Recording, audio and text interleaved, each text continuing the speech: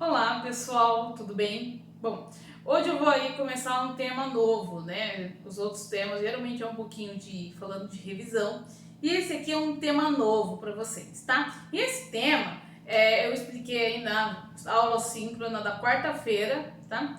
E eu vou voltar ele aí para quem perdeu a aula, quem quer rever, tá? Quem quer aí participar novamente, tá bom?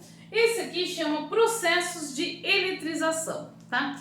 Eletrização, elétrica, elétron, tem tudo a ver, tá? Então, esses processos de eletrização, tá? Vai começar agora no segundo bimestre. Aí vocês vão rever novamente, vão dar continuidade no terceiro bimestre e no quarto bimestre, tá? Terceiro bimestre vai falar daquele de corrente elétrica, vai estar falando de circuito, vai estar uma maneira mais prática, tá bom? No quarto bimestre vai envolver essa parte de eletrização com magnetismo. Então tenham sempre aí acompanhando a apostila, tá? Bom, abrem aí a apostila, tá? Essa parte que eu vou explicar está aí na página 242, tá bom? Você vê que eu vou explicar todo o capítulo e vou explicar ele bem passo a passo, porque é um capítulo que tem muitos detalhes, tá? Bom, então, processo de eletrização, vou anotar a página aí para vocês, é a 242, tá? A unidade é a 6 da física B, tá? Bom, observem aqui, ó, que eu desenhei dois átomos, tá? Esse meu átomo aqui eu desenhei de azul, esse meu átomo aqui eu desenhei de preto, porque eles são átomos de substâncias e materiais diferentes, tá bom? Esse meu átomo aqui, eu desenhei ele 3 prótons e aqui eu desenhei 3 elétrons, tá? Significa que ele está em equilíbrio. Ele tem o mesmo número de prótons e o mesmo número de elétrons, certo? Esse daqui, por outro lado, ele tem 6 prótons, tá? E 6 elétrons. Ele também está em equilíbrio, tá? Ele também aí tem a mesma quantidade de prótons e a mesma quantidade de elétrons, certo? Bom, porém, por um processo de eletrização, tá? Por algum motivo, eu alterei o número de elétrons desses meus átomos, tá? Por um processo de eletrização, supondo que alguns átomos daqui passem para cá. Então, vamos ver como ficaria. Ficaria assim, ó. Esses átomos aqui, ó, passaram para cá. Esses átomos, ó, esses elétrons, ó, passou para cá, certo? Então, o que aconteceu com este átomo aqui, ó, tá? Este átomo, neste momento, nessa situação, ele está aí com muitos elétrons, tá? Então, ele está com muitos elétrons e, ó, com muitas cargas negativas. Então, ele está eletrizado negativamente, certo? Esse daqui, por enquanto, ó, eu tirei essas cargas daqui, ó. Tá? Então, ele está agora com 6 prótons e só 3 elétrons. Então, ele tem muita carga positiva. Então, ele fica eletrizado positivamente. Você vê que tanto um como o outro, neste exemplo, ficaram eletrizados. Mas um com excesso de elétrons e o outro com falta de elétrons, tá? Você vê que eu uso muito a palavra elétrons, porque isso é o que muda, tá? Aqui eu mudei os elétrons. Você vê que eu nunca mudo, não mexo com os prótons, tá? Os prótons continuam do seu núcleo, eu só mexo com os elétrons. Esse está com excesso e esse está com falta de elétron. Bom, mas quanto que é essa carga elétrica? Quanto que ele ficou eletrizado, tá? Isso é chamado de carga elétrica, tá? Carga elétrica é uma grandeza que mede a carga elétrica de cada elétron que transporta, tá vendo? Cada um desses 3 elétrons aqui, ó, transportou uma carga elementar, uma carga que já existe na natureza dentro dos elétrons. A eletricidade ou a carga elétrica não é nada criada. A energia elétrica que chega lá na sua tomada é através desse movimento de átomos, tá? Desse movimento de elétrons pelos átomos, certo? E ele já carrega naturalmente uma carga elétrica. é chamada de carga elétrica elementar. E ele é esse valor, representado pelo E, e é 1,6 vezes 10 a menos 19 coulomb, tá? Esse C aqui, ó, é uma unidade de medida, é medido em coulomb, tá? Nós vamos falar ainda bastante do coulomb, então vocês vão acabar guardando, né, esse nome, tá? Então, 1,6 vezes 10 a menos 19. Observem que aqui, ó, eu coloquei menos 19. Significa que é uma carga muito pequena, tá? É uma carga limitada, é a menor carga se encontrada na natureza. Quer dizer, é um número muito pequenininho, tá? Então, em muitos casos, há uma necessidade de usar aí a potência de 10, certo? Tá? Depois, se a gente vai trabalhar muito com potência de 10, se tiver alguma dúvida aí eu gravo um vídeo aí só de operações com potência de 10 para facilitar aí para vocês. No YouTube já tem um que eu deixei para o segundo ano só sobre potência de 10. Então, depois de terminar esse vídeo, dá uma olhadinha nesse vídeo, certo? Bom, e você pode quantizar isso, colocar em quantidade, em valores, tá? Por exemplo, aqui, ó, eu coloquei um exemplo que eu passei 3 elétrons, não coloquei? Então, eu posso colocar isso como uma quantidade de cargas, que vai ser o número de elétrons vezes a minha carga elementar, tá? Nesse meu exemplo aqui, ficaria quanto, ó? Ficaria a quantidade de carga vezes 3 elétrons, que passou do preto para o azul, aqui, vezes 1,6 vezes 10 a menos 19. Aqui eu vou fazer o cálculo só com os números, tá? Porque a potência de 10 não tem outra potência para calcular. Quantidade igual 4,8 vezes 10 a menos 19 coulomb, tá? Observem que, ó, eu tenho que manter aí o menos 19, certo? Vou virar aqui para facilitar a visualização de vocês, certo? Bom, aí depois vem falando na página 243 sobre condutores e isolantes, tá? O caso de condutor e isolante vai ter essa especificação aqui, tá? Os condutores, tá? Eu ia até pegar uma luva isolante e eu acabei me esquecendo, tá? A luva, ó. Os materiais isolantes, eles têm, como borracha, madeira, por exemplo, ele tem os elétrons aqui, ó, muito preso ao corpo, tá? Quer dizer, é difícil remover uns elétrons desses materiais, então é difícil ele se manter elétrico, então ele acaba isolando a eletricidade, a corrente acaba não passando por aquele meio, tá bom? Então, ele é isolante, ele começa a isolar. Tem aquelas fitas preta, né, que é chamada de fita isolante, né? Quer dizer, aquele material dessa fita tem os elétrons muito preso ao átomo, está muito preso ali, então não consegue passar de um para o outro, como eu fiz nesse exemplo aqui. Já os condutores, que nem geralmente o metal, alumínio é muito condutor, o cobre, ouro, prata, são materiais muito condutores, tá? Eles já possuem o que chamamos de elétrons livres, tá? Esses elétrons livres, eles não são presos ao núcleo, tá? Eles estão assim quase soltos, eles quase se compartilham os elétrons, tá? Por isso que ele é muito fácil tirar, tá? Tanto que ele consegue aí passar elétrons por grandes distâncias ou grandes lugares, mesmo através do fio condutor, tá? Através passando aí de átomo por átomo, tá? Os elétrons aí, eles se compartilham aí o átomo durante todo. Geralmente a última camada, ela fica aquela nuvem de elétron livre, né? Então, aquela camada de elétron livre que fica livre, né? Solto nesses objetos, tá? Na apostila de vocês, tá falando muito a palavra de dielétrico, tá? Quando você ouvir essa palavra dielétrico, tá? Significa que você está se tratando de um isolante, tá? De um material que vai dificultar a passagem passagem da corrente elétrica, certo? Bom, aí há 3 processos de eletrização, tá?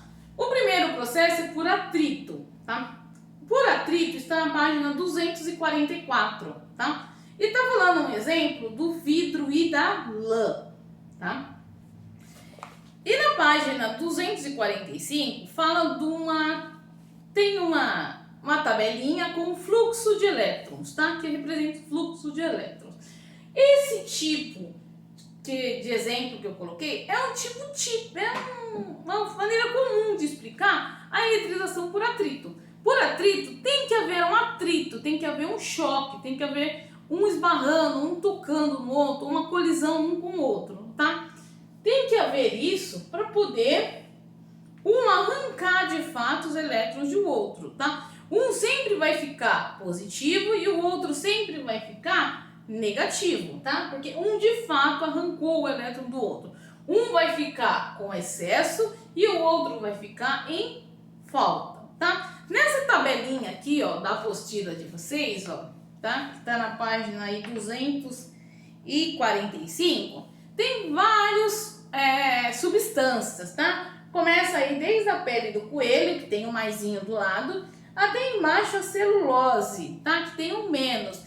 Isso indica quem que vai doar, quem que vai perder elétron e quem que vai ganhar elétron, tá? Geralmente quem tá positivo, tá? Ó, é quem vai doar os elétrons, tá? E quem está no negativo, que nem a celulose, que está bem lá embaixo, é quem vai receber esses elétrons, tá? Então, numa colisão entre esses materiais, dá para saber qual vai ficar negativo e qual vai ficar com carga positiva, tá? E a quantidade de carga elétrica vai depender, ó, do número de elétrons vezes a carga elementar que cada elétron transportou de um átomo para o outro, certo? Bom, eletrização por contato, tá? Eletrização por contato, ele tem o antes, o durante e o depois. É um processo de eletrização, tá? Então tem um momento antes, um momento durante e um momento depois, tá? No caderninho lá na apostila de vocês, tem vários quadradinhos, né? Explicando. Eu, na videoaula, né? Na aula síncrona, eu coloquei com valores, tá? Eu coloquei já com valores para vocês entenderem, porque eu acho que fica um pouquinho mais claro, tá? E eu coloquei que eles precisam ter um contato físico. Então, duas cargas quaisquer, eles precisam estar tendo um contato físico, quer dizer, precisam estar tocando um no outro para que haja aí essa transferência de elétron, tá? Aí eu coloquei um exemplo bem simples, tá? Na verdade, eu vou colocar 2 exemplos do que eu coloquei para ficar um pouquinho mais curto, tá? Eu coloquei 3 exemplos na aula síncrona, tá? Então, eu coloquei aqui, ó, que o meu primeiro objeto tem uma carga negativa de 8 coulombs, tá? Aí eu cheguei perto com uma positiva de 5 coulomb. Quando eu junto os dois, quer dizer, eu toco os dois, um do lado do outro, eu vou somar esse valor, tá? Menos 8 mais 5 vai ser igual a menos 3. Depois desse processo, por isso que eu falei, tem o antes, tava assim, durante eu somei os dois, tá? E o depois quando eu divido eles. Eu vou dividir por 2. Vou dividir por 2 porque eu comecei com 2 objetos. Então, quando eu separar, cada objeto vai ter 1,5 e 1,5. 2 objetos distintos com a carga dividida entre si, tá? Pensa que aqui, ó, essa menos 8 aqui, ele tinha um excesso, ó, de elétrons. Então, ele passou parte do elétrons do mesmo para o menos 5 e ele se dividiu aí entre si, tá?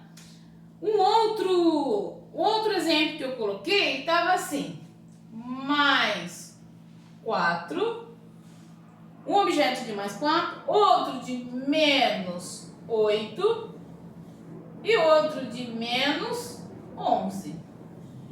Eu usei agora 3 objetos, tá? 3 cargas diferentes, tá? E nessas cargas diferentes eu juntei as 3, tá? Então eu vou aqui, ó, somar tudo.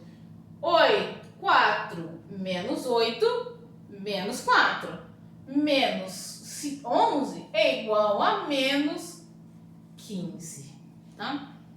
Quando eu separar, antes, durante, tá tudo junto, e depois eu separo esses 3. Se eu separo esses 3, essa carga eu vou dividir por 3. Aí vai ficar menos 5, menos 5 e menos 5. Todas elas separadas individualmente, tá? A que eu coloquei, ela ficou assim, ó, né? Ficou assim, ó. Vocês lembram ainda que eu usei esse exemplo aqui da aula síncrona, certo? Bom, depois vem o processo por indução, tá? Eu vou explicar também uma parte desse processo de indução, certo? Só vou apagar aqui para eu poder aqui, ó, explicar, tá?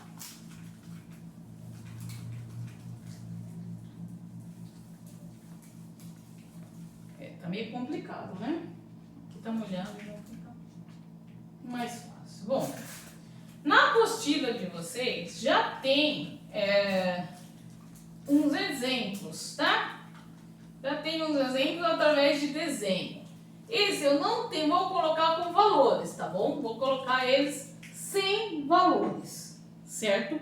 Colocar aí sem valores só para vocês entenderem, tá? Então, por exemplo, como é um processo, há 2 tipos, tá? Eu vou ter uma carga que vai ser um objeto que vai ser o indutor e o outro que vai ser o induzido, tá bom? Então aqui, ó, o indutor aqui, o meu indutor, ele vai estar positivo, certo? E o meu induzido vai estar aqui, ó, e ele vai estar neutro, certo? Bom, se ele está neutro, deixa eu só fazer ele maiorzinho aqui para melhorar a visualização, tá? Ó, certo? Ele está neutro. Esse caso aqui eu não preciso nem tocar, tá? Ele é por indução, eu vou induzir. Quando eu aproximar esse meu indutor do meu induzido, ele vai fazer com que as minhas cargas negativas, ó, fique desse lado, tá? Por causa que os opostos aqui, ó, o positivo sempre vai atrair o negativo, tá? E vai repelir as minhas cargas positivas. Ó, você vê que ele ainda tá com 4 elétrons e 4 prótons. Porém, eu consegui separar eles, tá? Esse indutor aqui atraiu os elétrons livres deste meu induzido, tá? Então, ó, você vê que eu consegui separar. Se no momento, né, eu colocar um fio aqui, ó, né, um fio condutor ou um outro objeto, essas cargas positivas aqui, ó, vai atrair elétrons. Quer dizer, os elétrons vão subir aqui, ó, pra mim, e ele vai ficar cheio de elétrons, tá? Vai ficar aí cheio de elétrons, tá? Quando eu tirar o fio, ele vai ter mais elétrons do que prótons. Então, ele vai ficar eletrizado negativamente, enquanto o induzido sempre vai permanecer positivamente. Pode ser ao contrário? Pode, tá? No caso do indutor ser negativo, todo esse processo inverte, tá? Todo esse processo inverte. Na apostila de vocês tem tanto esse processo com o indutor positivo, com o indutor negativo, tá? Tem esses 2 processos. ele é o mesmo, só vai inverter os sinais, tá? Mas os desenhos é da mesma forma, tá bom? Eu mostrei pra vocês no dia da videoaula, deixa eu ver se eu ainda tenho aqui. Uma folhinha. Ah, eu não tenho mais. Não, tenho sim. Tá aqui, ó. Essa daqui, ó. Lembra? Coloquei aí por indução o positivo, ó. Tá vendo? Tá atraindo os elétrons, tá? E aí tá passo a passo, tá vendo? Eu mostrei essa folhinha aí pra vocês durante aí a aula ao vivo, né? Bom, foi uma maneira aí simples que eu achei aí de explicar. Bom, pessoal, lá também eu mostrei para vocês como funciona o eletroscópio, tá? Eu vou fazer um vídeo agora daqui a pouco só com o eletroscópio e com o pêndulo elétrico, ver se eu consigo construir um. Se eu conseguir, eu faço um vídeo para vocês, tá bom? Mas espero que vocês ainda tenham gostado aí dessa aula, tenham gostado dessa explicação. Lembre-se que vocês sempre terão essa parte de eletrização, sempre a gente vai voltar nessa parte. Ficou positivo, ficou negativo, movimento dos elétrons, sempre eu vou voltar nisso no terceiro e no quarto bimestre, certo? Bom, pessoal, é isso, tá? Espero que vocês tenham gostado, tá? Assistem várias vezes os vídeos se você tem dúvida. Deixem uma mensagem lá no fórum se você não conseguir fazer algum exercício, se aparecer alguma dúvida, algum esclarecimento, tá? Podem perguntar, deixem mensagens lá no fórum, então me procurem porque eu estou sempre à disposição aí para ajudar vocês, tá bom? Pessoal, tem exercício aqui no Moodle sobre esse assunto, então, ó, pesquisem, tá? E façam aí os exercícios passo a passo, tá bom? Pessoal, conto com vocês e tchau, tchau, até a próxima!